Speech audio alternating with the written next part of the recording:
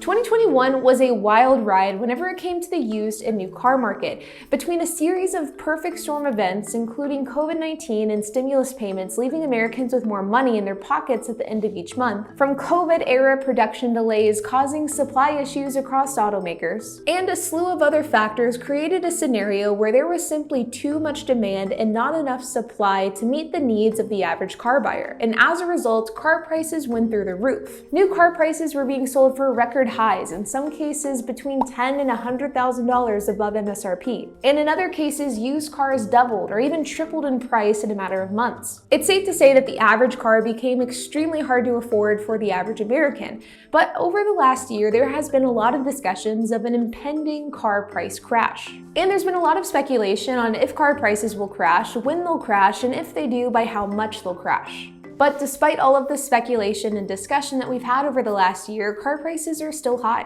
In fact, so far in 2023, car prices have actually gone up. And so this of course begs the question of why. And truthfully, I don't know if anybody knows for certain the answer to that question, but I do know that I have a handful of theories. The fact is, whenever we talk about why car prices went up in 2021 in the first place, it ultimately comes down to supply and demand. There wasn't enough supply and there was too much demand, and this caused prices to rise. And while supply and demand issues have subsided, they certainly haven't gone away entirely, and this is ultimately culprit number one as to why car prices haven't crashed as much as we may have hoped. The fact is, dealership inventory is returning to normal. In fact, American car dealers ended March with 1.89 million vehicles in stock. But the issues that we're experiencing with the car market today aren't only the number of vehicles that are available to buy, it's also the types of vehicles that are readily available as well. This is something that I've talked about in my channel a lot over the last year, but the reality is the affordable car is disappearing, and the selection that the budget buyer has available to them, it is getting smaller and smaller by the month. From the Honda Fit to the Toyota Yaris, Ford Fiesta, even the Chevy Bolt, which is the most recent affordable vehicle to get the axe. In fact, for the new car market, there are only 3 individual vehicles that are available for less than $20,000. The Nissan Versa, Mitsubishi Mirage, and the Kia Rio. Whereas previously, there were plenty of options to choose from a variety of makes and models. The budget buyer, and truthfully the average American, is being priced out of the new car market,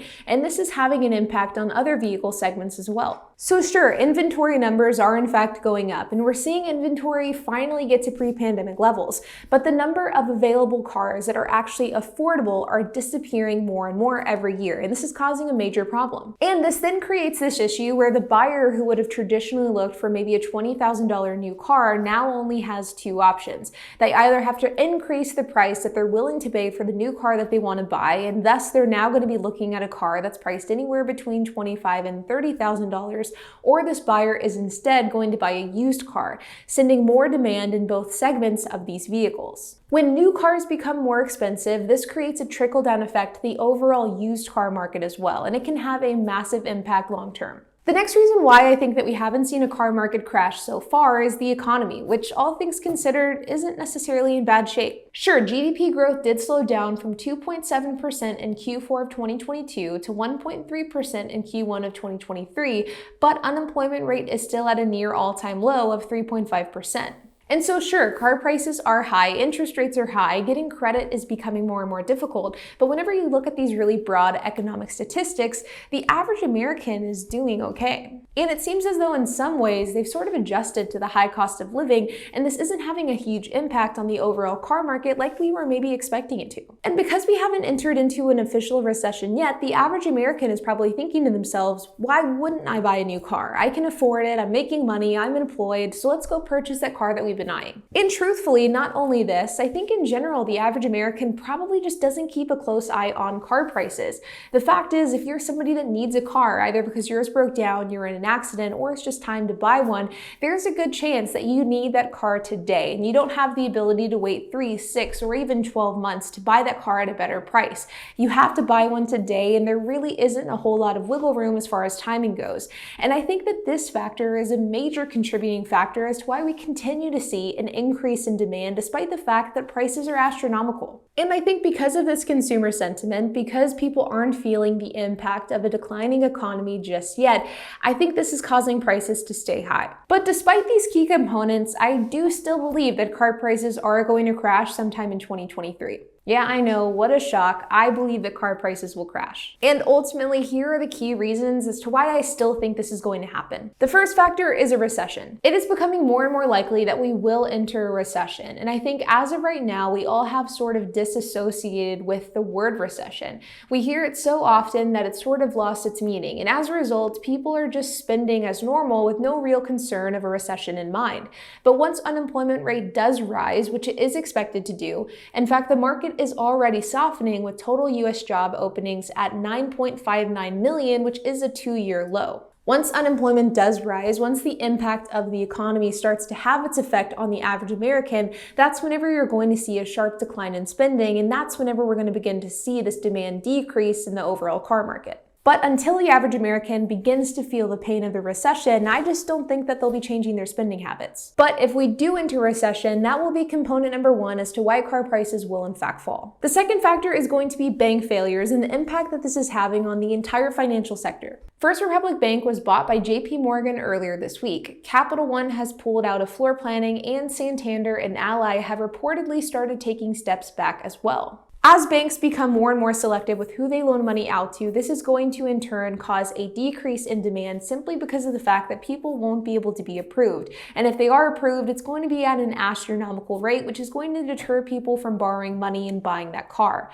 The majority of cars in the United States are financed, and a credit crunch or an increase in credit scrutiny is going to absolutely have an effect on how many people buy a car, thus decreasing demand and decreasing pricing as a result. And last, but certainly not least, and in my opinion, the biggest factor whenever it comes to an automotive price crash is the fact that what we're doing today from the standpoint of car prices, automotive debt, and overall consumer debt, it is simply unsustainable. And in my personal opinion, I think a sharp decline and a price crash as a result of this unsustainability is inevitable. Let's look at some Q1 data from Edmunds. In Q1, the average used car price came out to $28,610, which was financed on average at an 11.1% interest rate, financed for 70 months.